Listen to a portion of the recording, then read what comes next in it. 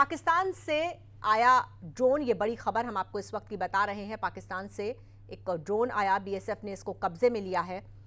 Punjab border पर firing कर इसको कब्जे में लिया गया है। ड्रोन अमृतसर के अजनाला में देर रात दिखा था। ड्रोन की आवाज सुनकर बीएसएफ जवानों ने फायरिंग की तो एक ड्रोन देखा गया अमृतसर के अजनाला इलाके में। देर रात ये ड्रोन यहां पर दिखा था। अनआइडेंटिफाइड ये ड्रोन था। बताया जा रहा है कि पाकिस्तान से ये ड्रोन आया था। बीएसएफ ने इसको कब्जे में ले लिया है। पंजाब बॉर्डर पर फायरिंग करके इस ड्रोन को कब्जे में लिया गया है। ड्रोन की आवाज सुनकर बीएसएफ के जो जवान थे वो अलर्ट हो गए, सतर्क हो गए और उसके बाद फायरिंग करके इस ड्रोन को कब्जे में लिया गया है। तो ये इस वक्त की बड़ी खबर हम आपको बता रहे हैं।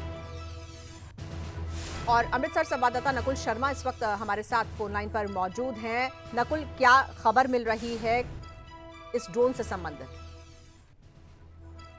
जी साहब, बिल्कुल मैं बताना चाहूंगा कि ये जो अमृतसर की तहसील अजनाला की शाहपुर कंडी पीओपी है, यहाँ पे पहली बार ड्रोन नहीं आया है, बल्कि हर हफ्ते में एक दो बार ड्रोन पाकिस्तान से भारत की सरहद में घुसता है। लेकिन जब बीएसएफ के जवानों द्वारा फायरिंग की जाती है तो ड्रोन वापस पाकिस्तान की तरफ वापस चला जाता है। लेकिन देर रात सुबह करीब 4:30 बजे ड्रोन पाकिस्तान की तरफ से भारत आया और बीएसएफ के जवानों द्वारा जब उसकी आवाज सुनी गई तो उस पर फायरिंग की गई और उस फायरिंग में कुछ गोलियां ड्रोन पे लगी और ड्रोन भारत की सरहद में ही गिर गया।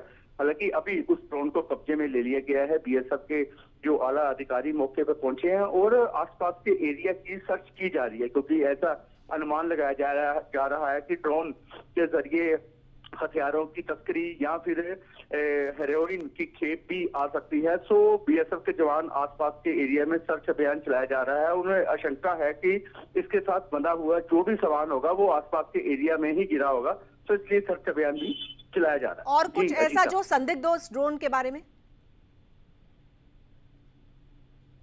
जी अजीता, मैं सुन नहीं पाया। नकुल, और कुछ ऐसा संदिग्ध जो इस ड्रोन से संबंधित हो? जी अभी तक कुछ ज्यादा जानकारी हासिल नहीं हो पाई है, बस इतना जरूर है कि बीएसएफ के आला अधिकारी जो मौके पे पहुंचे हैं और वहीं पे बीएसएफ के जवानों ने पंजाब पुलिस के जवानों को भी अपने पास बुलाया है, जो भी क्योंकि उसमें थाना रमदास पड़ता है, वो पुलिस भी वहां पे पहुंच चुकी है और आसपास के एरिया, क्योंकि ये जो शाहपुर पीओपी है अजनाला में, ये पीओपी बहुत बड़ी है। आसपास में खेत है, किसानों के खेत है, सो आसपास का एरिया बहुत बड़ा है। सो वहां पे सारा सर्च अभियान चलाया जा रहा है। तो ये सर्च अभियान करीब 1 से 1.5 घंटे में खत्म होगा, क्योंकि एरिया बड़ा है। तो ऐसा अनुमान जरूर लगाया जा रहा है कि वहां से कुछ ना कुछ जरूर बरामद होगा। बिल्कुल, बहुत धन्यवाद आपका नकुल शर्मा इस जानकारी के लिए। तो बताया जा रहा है कि बीएसएफ ने एक ड्रोन पर फायरिंग कर उसको कब्जे में लिया है। पाकिस्तान के इलाके से ये ड्रोन यहाँ पर आया था और फिलहाल वहां पर अभी तफ्तीश जारी है। आगे बढ़ते हैं खबरों में। एसवाईएल विवाद पर हरियाणा और पंजाब के मुख्यमंत्री आज बैठक करने वाले हैं। 56 साल पुराना है ये विवाद। सुप्रीम कोर्ट के आदेश पर यह बैठक हो रही है। मुलाकात के बाद दोनों राज्य अपना जवाब दाखिल करेंगे। 15 अक्टूबर को कोर्ट में जवाब दाखिल करना है। तो एसवाईएल विवाद जो लंबे समय से हरियाणा और पंजाब के बीच चलता चला आ रहा है, इसको लेकर आज दोनों ही राज्यों के मुख्यमंत्री एक साथ बैठने वाले हैं और 15 अक्टूबर तक कोर्ट को जवाब देना है। सुप्रीम कोर्ट के आदेश के तहत ही आज की ये बैठक है। तो दोनों राज्यों के मुख्यमंत्री आज एक साथ बैठेंगे और 15 अक्टूबर को जवाब दाखिल किया जाएगा। और ज्यादा बातचीत के लिए आए रुख करते हैं अपने चंडीगढ़ संवाददाता रवि चंदेल का। रवि, कितने बजे दोनों मुख्यमंत्री बैठेंगे और क्या लगता है किस तरह की बातचीत आज होगी? देखिए, वर्षों पुराने एसवाईएल मामले को लेकर एक बार फिर से जो है वो पंजाब और हरियाणा के मुख्यमंत्री के बीच बैठक होगी और इस बैठक से ठीक पहले जो है वो बयानबाजियों का दौर जो है वो शुरू हो चुका है। जिस तरीके से अगर हम हरियाणा के मुख्यमंत्री मनोहर लाल खट्टर की बात करें तो उन्होंने कहा कि वो अपने हिस्से का पानी जो है वो जरूर लेकर रहेंगे। तो वहीं अगर हम पंजाब सरकार के मंत्रियों की बात करें तो उन्होंने कहा कि पंजाब के पास जो है वो अपने लोगों के लिए पानी देना मुश्किल हो रहा है, तो ऐसी स्थिति के अंदर एक बूंद पानी भी जो है वो हरियाणा को नहीं दिया जाएगा। लेकिन आनंद फानंद में जिस तरीके से सुप्रीम कोर्ट के निर्देशों की पालना करते हुए अब दोनों राज्यों के मुख्यमंत्री जो है वो इस बैठक में शिरकत करेंगे। बाकायदा SYL के मुद्दे को लेकर जो है वो सुलझाने की कोशिश की जाएगी। लेकिन जिस तरीके की जो बयानबाजियां निकलकर सामने आ रही है, कयास यही लगाए जा रहे हैं कि ये सिर्फ एक राजनीतिक स्टंट जो है वो मात्र देखने को मिलेगा, कोई इसका हल जो है वो नहीं निकलता रवि, लेकिन हुआ सबसे नजर आता है। अहम ये है कि 15 अक्टूबर को सुप्रीम कोर्ट को जवाब देना है। ये जाहिर है कि दोनों राज्यों के बीच काफी समय से ये तल्खी चली आ रही है SYL को लेकर। तो एक तो सुप्रीम कोर्ट में जवाब दाखिल करना है, दूसरा जो चुनाव है जहां उसको लेकर भी खासकर अगर हम आम आदमी पार्टी की बात करें जिसकी पंजाब में सरकार है, तो उसकी निगाह अब हरियाणा पर है। तो क्या माना जाए, क्या कुछ पॉजिटिव हो सकता है आज की बैठक में? क्या आम आदमी पार्टी की अप्रोच थोड़ा अलग रहेगी आज की बैठक में? देखिए, निश्चित तौर पर आम आदमी पार्टी की जो अप्रोच रहने वाली है इस बैठक के अंदर जो है वो थोड़ी ढीली अप्रोच जो है वो रहेगी। लेकिन जिस तरीके से आम आदमी पार्टी के ही मंत्री जो बयान देते हुए नजर आ रहे हैं, तो निश्चित तौर पर आम आदमी पार्टी नहीं चाहेगी कि पंजाब के अंदर जो है वो किसी भी तरीके से जिस तरीके से जो उन्हें बहुमत मिला है उस बहुमत को जो है वो ठेस पहुंचाई जाए। तो जिसके मद्देनजर आम आदमी पार्टी जो है वो अपना रुख जो है उन्होंने बिल्कुल स्पष्ट कर दिया है कि वो किसी भी तरीके से जो है वो मौजूदा समय के अंदर जो है एक बूंद पानी भी जो है वो नहीं देगी। लेकिन जिस तरीके से अब सुप्रीम कोर्ट द्वारा लगातार केंद्र सरकार से मध्यस्थता करने के लिए भी कहा गया था कि आखिरकार जो है वो केंद्र सरकार इस मामले के ऊपर मध्यस्थता करे, और मध्यस्थता जो है वो 28 जुलाई 2020 को केंद्रीय जल शक्ति मंत्री शेखावत द्वारा की गई थी। लेकिन उस दौरान भी इस बैठक का कोई हल नहीं निकला था। लेकिन एक बार फिर से जब ये बैठक हो रही है तो कयास यही लगाए जा रहे हैं तो कुछ ना कुछ हल जो है वो जरूर निकल कर आए। ठीक है, तो वही अगर हम जी बिल्कुल बिल्कुल रवि, बहुत धन्यवाद आपका इस जानकारी के लिए। तो SYL विवाद पर हरियाणा और पंजाब के मुख्यमंत्री आज एक साथ बैठने वाले हैं। और रुख करते हैं अगली खबर का। आज दिल्ली आएंगे मुख्यमंत्री मनोहर लाल। दोपहर 2 बजे राजधानी दिल्ली पहुंचने का कार्यक्रम है। कई केंद्रीय मंत्रियों से मुलाकात करेंगे। हरियाणा के मुख्यमंत्री मनोहर लाल आज दिल्ली आएंगे। दोपहर 2 बजे राजधानी दिल्ली पहुंचेंगे। कई केंद्रीय मंत्रियों से उनकी मुलाकात का कार्यक्रम है। और इसी पर और ज्यादा जानकारी के साथ मौजूद है हमारे दिल्ली संवाददाता विनय सिंह। विनय, किस तरह से कार्यक्रम रहने वाला है आज CM मनोहर लाल का? कौन कौन से मंत्रियों से उनकी मुलाकात होने वाली है? देखिए, 2 बजे का एक अनुमानित समय है जब मुख्यमंत्री मनोहर लाल दिल्ली पहुंचेंगे। और चूंकि ये उनका जो प्लान है उसमें कई केंद्रीय मंत्रियों से मुलाकात का उसका प्लान है। हालांकि अभी तक ये जाहिर नहीं है कि किन किन केंद्रीय मंत्रियों से मिलेंगे, लेकिन एक प्रोटोकॉल होता है जिसके बाद जिन से टाइम मिलेगा उनसे वो मुलाकात करेंगे। लेकिन इस दिल्ली का आगमन उनका इस बार इसलिए अहम है क्योंकि आज ही चंडीगढ़ में एक अहम मीटिंग है SYL को लेकर, पंजाब और हरियाणा के मुख्यमंत्रियों को लेकर। दोनों मुख्यमंत्री उस बैठक में होंगे। हो सकता है कि उसी बैठक से संबंधित जो भी अगर कोई सोल्यूशन निकलता है या जो भी बात होती है तो उसको दिल्ली में जिन केंद्रीय मंत्रियों से मिलेंगे उनके सामने ये बात रख सकते हैं, ये माना जा रहा है। क्योंकि अभी तक इससे पहले ये आज का जो प्लान था वो रात को 8 बजे आने का मुख्यमंत्री का दिल्ली में था, लेकिन अचानक ये प्लान बदला गया और दोपहर 2 बजे अब मुख्यमंत्री दिल्ली आ रहे हैं। तो जो समय में बदलाव हुआ है तो ये माना जा रहा है कि जो चंडीगढ़ में बैठक होगी उसके बाद उस बैठक में क्या हुआ उसकी बात दिल्ली में आके कुछ केंद्रीय मंत्रियों सामने रख सकते हैं। बिल्कुल, बहुत शुक्रिया आपका विनय इस जानकारी के लिए। तो मुख्यमंत्री मनोहर लाल आज दिल्ली पहुंचने वाले हैं। दोपहर 2 बजे दिल्ली पहुंचेंगे और कई केंद्रीय मंत्रियों से मुलाकात करेंगे। जैसा हमारे संवाददाता बता रहे थे कि SYL मुद्दे पर पंजाब के CM के साथ जो बैठक है उसका फीडबैक शायद वो शेयर करें बाकी केंद्रीय मंत्रियों के साथ। आदमपुर उपचुनाव के लिए नामांकन का आज आखिरी दिन है। कांग्रेस उम्मीदवार जयप्रकाश नामांकन भरेंगे। इनेलो से कुरड़ा राम नामांकन दाखिल करेंगे। बीजेपी से भव्य बिश्नोई नामांकन दाखिल कर चुके हैं। आम आदमी पार्टी के सतिंदर सिंह ने भी पर्चा भर दिया है। तो आज कांग्रेस के उम्मीदवार अपना नामांकन दाखिल करने जा रहे हैं। जयप्रकाश आज नामांकन दाखिल करेंगे। वहीं इनेलो से कोडाराम भी आज अपना नामांकन दाखिल करेंगे। आपको बता दें कि आदमपुर उपचुनाव में नामांकन दाखिल करने की आज आखिरी तारीख है, आखिरी दिन है। और ऐसे में तब जबकि भारतीय जनता पार्टी के भव्य बिश्नोई पहले ही नामांकन दाखिल कर चुके हैं, आम आदमी पार्टी की तरफ से सतिंदर सिंह भी नामांकन दाखिल कर चुके हैं। आज कांग्रेस प्रत्याशी जेपी अपना पर्चा भरेंगे। और रुक करते हैं अपने हिसार संवाददाता संदीप सैनी का। संदीप, कितने बजे जयप्रकाश अपना नामांकन भरने जाएंगे और क्या साथ में कोई बड़ा नेता भी उनके मौजूद रहेगा? और जी 11:30 बजे का उन्होंने टाइम रखा हुआ है। वो हिसार के लघु सचिवालय में पहुंचेंगे उनके साथ पूर्व मुख्यमंत्री भूपेंद्र सिंह हुड्डा और कांग्रेस के प्रदेश अध्यक्ष उदयभान मौजूद रहेंगे। जी बिल्कुल। वहीं इनेलो के प्रत्याशी भी आज ही नामांकन दाखिल करने वाले हैं, उनका क्या कार्यक्रम है? जी, उनका भी लगभग 11 बजे का नाम भरने का समय है और उसमें ओम प्रकाश चौटाला है वो मौजूद रहेंगे, अभय चौटाला है वो मौजूद रहेंगे और जो इनेलो पार्टी के स्थानीय नेता है वो मौजूद रहेंगे। और आज नामांकन आखिरी दिन है और आखिरी दिन इनेलो प्रत्याशी और कांग्रेस के प्रत्याशी दोनों ही अपने नामांकन भरेंगे। जी बिल्कुल, बहुत धन्यवाद आपका इस जानकारी के लिए संदीप सैनी। तो आदमपुर उपचुनाव में आज नामांकन दाखिल करने का आखिरी दिन है और ऐसे में कांग्रेस के प्रत्याशी जयप्रकाश आज अपना पर्चा दाखिल करने वाले हैं और वहीं इनेलो के जो प्रत्याशी हैं वो भी अपना नामांकन भरेंगे। पंचायत चुनाव के दूसरे चरण की तारीखों का आज ऐलान होने जा रहा है। सुबह 11:30 बजे राज्य चुनाव आयोग की प्रेस कॉन्फ्रेंस होगी। 9 जिलों के लिए तारीखें घोषित की जाएंगी। तो पंचायत चुनाव के दूसरे चरण की तारीखों का ऐलान आज राज्य चुनाव आयोग की तरफ से किया जाएगा। सुबह 11:30 बजे राज्य चुनाव आयोग एक प्रेस कॉन्फ्रेंस करके दूसरे चरण की तारीखों का ऐलान करेगा, उनकी जानकारी देगा। 9 जिलों के लिए तारीख घोषित की जानी है। तो आज सुबह 11:30 बजे ये प्रेस कॉन्फ्रेंस होगी। और ज्यादा जानकारी के साथ मौजूद है हमारे चंडीगढ़ संवाददाता रवि चंदेल। रवि, क्या खबर है?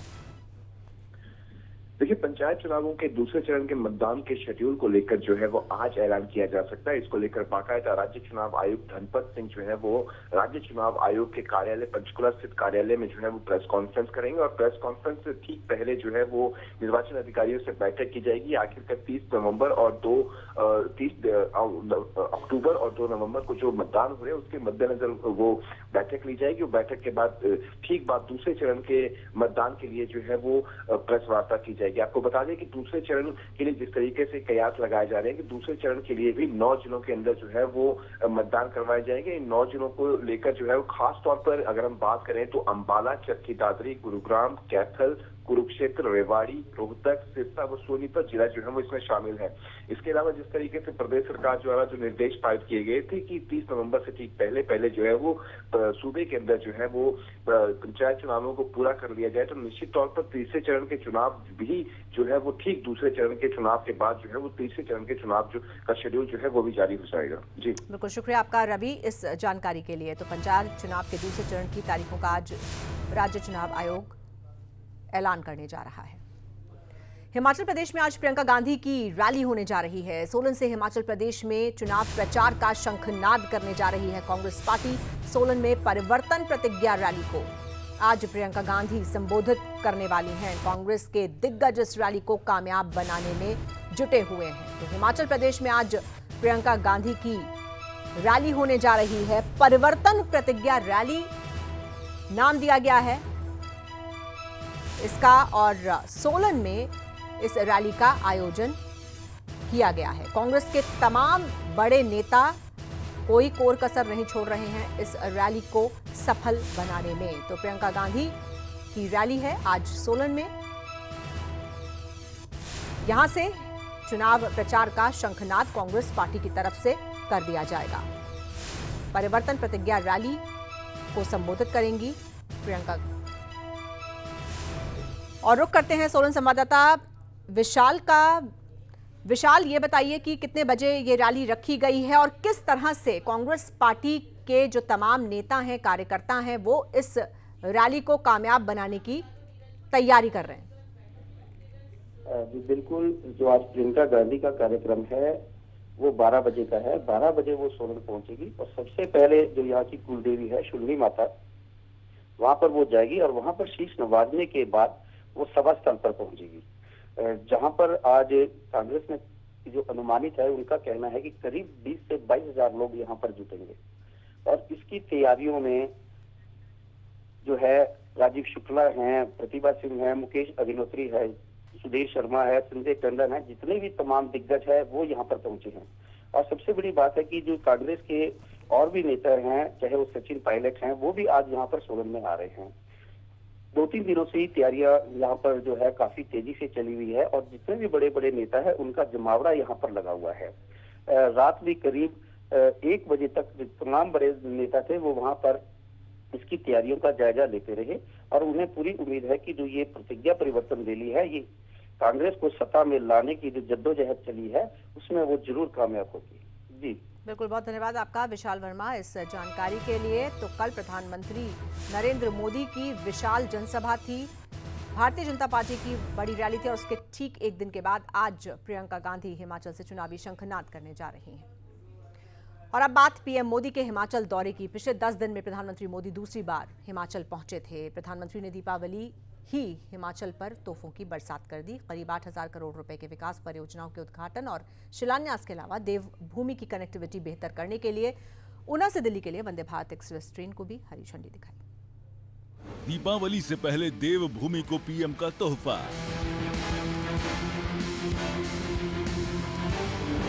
वंदे भारत ट्रेन को हरी झंडी दिखाकर किया रवाना। 8,000 करोड़ के विकास परियोजना से बदलेगी सूरत। वोट के बदले पीएम मोदी का ये विकास वाला गिफ्ट है। हिमाचल में मिशन रिपीट में जुटे प्रधानमंत्री नरेंद्र मोदी।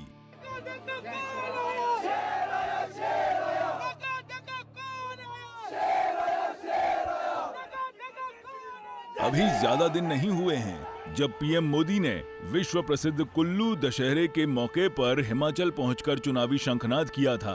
9 दिनों बाद एक बार फिर से पीएम मोदी हिमाचल पहुंचे और दीपावली से पहले करीब 8,000 करोड़ रुपए की विकास परियोजनाओं की सौगात दी।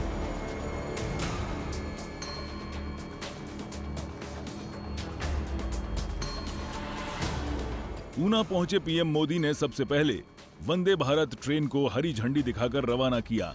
इसके बाद बल्क ड्रग फार्मा पार्क का शिलान्यास और ट्रिपल आईटी परिसर का शुभारंभ किया और फिर इंदिरा मैदान में पीएम मोदी ने एक विशाल जनसभा को संबोधित किया। इन्हीं जिलों के लिए पहले की सरकारें कहती थी कि दुर्गम है इसलिए विकास नहीं हो पाता। ये सिर्फ पानी पहुंचाया, बहनों को सुविधा मिली, इतने तक सीमित नहीं है, बल्कि शुद्ध पेयजल से नवजात बच्चों का जीवन भी बच रहा है। इसी प्रकार गर्भवती बहनें हो या छोटे छोटे बच्चे, इनके टीकाकरण के लिए कितनी मुश्किलें पहले होती थी। आज गांव के स्वास्थ्य केंद्र में ही हर प्रकार के टीके उपलब्ध हैं। ऊना में जनसभा संबोधित करने के बाद पीएम मोदी सड़क मार्ग से चंबा चौगान पहुंचे, जहां 2 पनबिजली परियोजनाओं की आधारशिला और हिमाचल प्रदेश में प्रधानमंत्री ग्राम सड़क योजना फेज 3 का शुभारंभ किया। पीएम के इस दौरे के दौरान हिमाचल के सीएम जयराम ठाकुर और केंद्रीय मंत्री अनुराग ठाकुर भी मौजूद रहे। रैली को संबोधित करते हुए सीएम जयराम ठाकुर ने कहा कि जो पहले सपना होता था आज वो साकार हो रहा है। वंदे भारत रेलवे के इस उपहार के साथ जहां हिमाचल कनेक्टिविटी के दृष्टि से आगे बढ़ने में सफल हुआ है आपके आशीर्वाद से, वहां bulk drug pharma park Himachal Pradesh को मिला और वहीं ट्रिपल आईटी की सौगात जो आपके माध्यम से आज संपूर्ण हुई उसको भी आपने उद्घाटन करके समर्पित करना है। इन सारी चीजों के लिए मैं आपका हृदय से आभार व्यक्त करता हूं। वहीं अपने संबोधन में अनुराग ठाकुर ने केंद्र की योजनाओं की जमकर तारीफ की तो कांग्रेस पर जुबानी हमला भी किया। कांग्रेस ने तो छीनने का काम किया हमसे वापस, प्रधानमंत्री जी, लेकिन आप आए आदरणीय प्रधानमंत्री जी, आपने हिमाचल प्रदेश को औद्योगिक पैकेज के बाद आज तक की सबसे बड़ी सौगात, सबसे पहले तो विशेष राज्य का दर्जा वापस देने का काम किया। उसके लिए भी हम सब आपका बहुत बहुत अभिनंदन करते हैं। प्रदेश में विधानसभा चुनाव मुहाने पर खड़े हैं। ऐसे में बीजेपी मोदी की रैली के जरिए मिशन रिपीट को पूरा करना चाहती है, तो वहीं प्रियंका गांधी भी हिमाचल में डेरा जमाए हुए हैं। अब देखना होगा कि इस बार बीजेपी हिमाचल का ट्रेंड तोड़ने में सफल हो पाती है या नहीं। ऊना से अरुण उनियाल और अमित शर्मा की रिपोर्ट।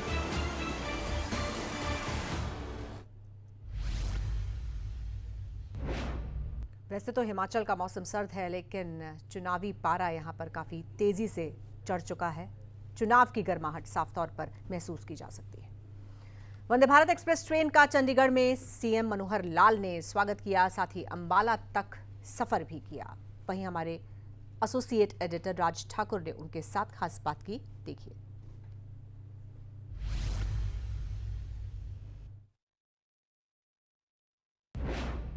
चलिए नई शुरुआत करते हैं। जो औरों से उम्मीद की थी वो अब खुद से करते हैं।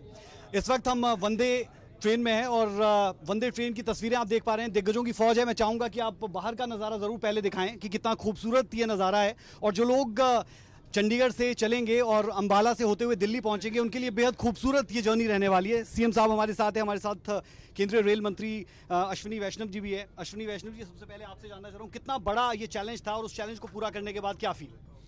प्रधानमंत्री श्री नरेंद्र मोदी जी ने देश के इंजीनियर्स पे, देश के टेक्नीशियंस पे, देश पे एक अडिग विश्वास रखा।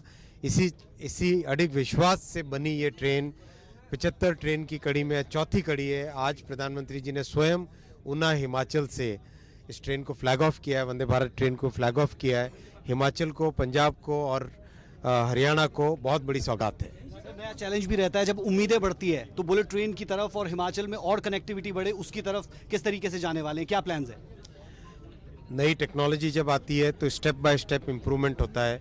हर एक वर्जन में नए डेवलपमेंट्स आते हैं, नए इम्प्रूवमेंट्स आते हैं और उससे ट्रेन का और स्टेशंस का, ट्रेन्स का, ट्रैक्स का, सभी का इम्प्रूवमेंट एक साथ सभी डायमेंशंस पे काम हो रहा है। तो देश में जो एस्पिरेशन है high speed train, semi high speed train देखने का, उससे ट्रैवल करने का, वो एस्पिरेशन पूरा होगा। सीएम साहब भी हमारे साथ है। नया आगाज़ है, इस नए आगाज़ को कैसे देख रहे हैं? पहला ये सफ़र है, कितना खास? देखिए, एक बहुत अच्छा एक अनुभव आ रहा है कि ये जो ट्रेन है एक अच्छी स्पीड की ट्रेन है, बिना जर्क्स के चल रही है। ऐसा लगता है जैसे हवाई जहाज़ में आप सफ़र कर रहे हैं। तो वंदे भारत ट्रेन जो ये है हरियाणा के लोगों को बहुत लाभदायक होगी। जैसा ये ऊना और दिल्ली की ट्रेन है, इसी प्रकार से दिल्ली से कटरा जाने वाली ट्रेन वो भी अंबाला में रुकती है, तो दोनों ट्रेन का हमको लाभ होगा। 4 ट्रेन चली हैं जिसमें से 2 ट्रेन हरियाणा को टच कर रही हैं। एक बहुत बड़ा लाभ हमको हो रहा है। मैं इसके लिए प्रधानमंत्री जी का बहुत बहुत आभार प्रकट करता हूँ। एक आखिरी सवाल कर रहा हूँ, जब लोगों को कुछ अच्छा मिलता है तो उम्मीदें और ज़्यादा बढ़ जाती है। उन उम्मीदों का प्रेशर खुद पर देख रहे हैं या फिर लग रहा है कि नहीं परफॉर्म करना है? नहीं, देखिए, कोई प्रेशर नहीं होता है। आखिर काम करना, कर्मयोगी होकर के सब लोग हम लगे हैं। चाहे हमारे देश के प्रधानमंत्री जी हैं, चाहे हमारे रेलवे मंत्री हैं और भी बाकी जितने भी हमारे भारतीय जनता पार्टी की सरकारें चल रही हैं, कर्मयोगी बनकर के काम करते हैं। कोई प्रेशर नहीं है। जैसी अपेक्षा लोगों की उसको पूरा करेंगे। चलिए, बेहद शुक्रिया। तो आपने सुना सीएम मनोहर लाल को और साथ ही साथ केंद्रीय रेल मंत्री अश्विनी वैष्णव जी को भी। और पूरे तरीके से एक्सपेक्टेशन लोगों की है, लेकिन उन एक्सपेक्टेशन के बीच में कैसे परफॉर्म करना है ये बहुत इंपॉर्टेंट। वंदे ट्रेन से कैमरामैन विशाल गुलाटी के साथ राज ठाकुर, सूर्य समाचार। और इसी बीच बड़ी खबर गुरुग्राम से आ रही है। गुरुग्राम में होंगे हरियाणा के कृषि मंत्री जेपी दलाल। गुरुग्राम में लेंगे कष्ट निवारण समिति की बैठक। ग्रीवेंस बैठक की पहली बार अध्यक्षता करेंगे जेपी दलाल। गुरुग्राम के जॉन हॉल में होगी सुबह 10 बजे ये बैठक। कुल 13 शिकायतों पर कृषि मंत्री सुनवाई करेंगे। तो गुरुग्राम में कष्ट निवारण समिति की बैठक लेंगे कृषि मंत्री जेपी दलाल। ग्रीवेंस बैठक की पहली बार वो अध्यक्षता करने जा रहे हैं। गुरुग्राम में हरियाणा के कृषि मंत्री जेपी दलाल आज 10 बजे ये बैठक लेंगे। और इसी पर और ज्यादा जानकारी के साथ हमारे संवाददाता नीरज अंबावता जुड़ रहे हैं। नीरज, ये बताइए किस तरह के मामले आज कृषि मंत्री के समक्ष रखे जाएंगे जिनका वो निपटारा करेंगे? जी बिल्कुल, देखिए मैं आपको बताऊं कि आज एक ग्रीवेंस की जो मीटिंग है, बैठक है, वो गुरुग्राम के जॉन हॉल में होगी और 10 बजे होगी। क्योंकि अब से पहले हरियाणा के मुख्यमंत्री मनोहर लाल ग्रीवेंस की मीटिंग की अध्यक्षता करते थे, लेकिन पहली बार जो है हरियाणा के कृषि मंत्री जेपी दलाल इसमें इस मीटिंग की अध्यक्षता करेंगे। कुल मिलाकर अगर बात करें शिकायतों की तो 13 जो है शिकायतों को इस मीटिंग में रखा गया है और तमाम अधिकारियों में इस मीटिंग के जरिए कोशिश होती है कि तमाम समस्याओं का समाधान मौके पर हो। और अगर इनमें हम जो है शिकायतों की बात करते हैं तो बिजली पानी से लेकर पुलिस और अधिकारियों के खिलाफ ये जो है शिकायतें हैं। लेकिन देखना ही होगा जब ये मीटिंग शुरू होगी तो किन किन शिकायतों का मौके पे समाधान होगा और किन शिकायतों को जो है आगे की मीटिंग के लिए रखा जाता है। लेकिन गुरुग्राम में जो है पहली बार जेपी दलाल जो है अध्यक्षता करेंगे ग्रीवेंस मीटिंग की। जी बहुत धन्यवाद आपका नीरज अम्बावता इस जानकारी के लिए।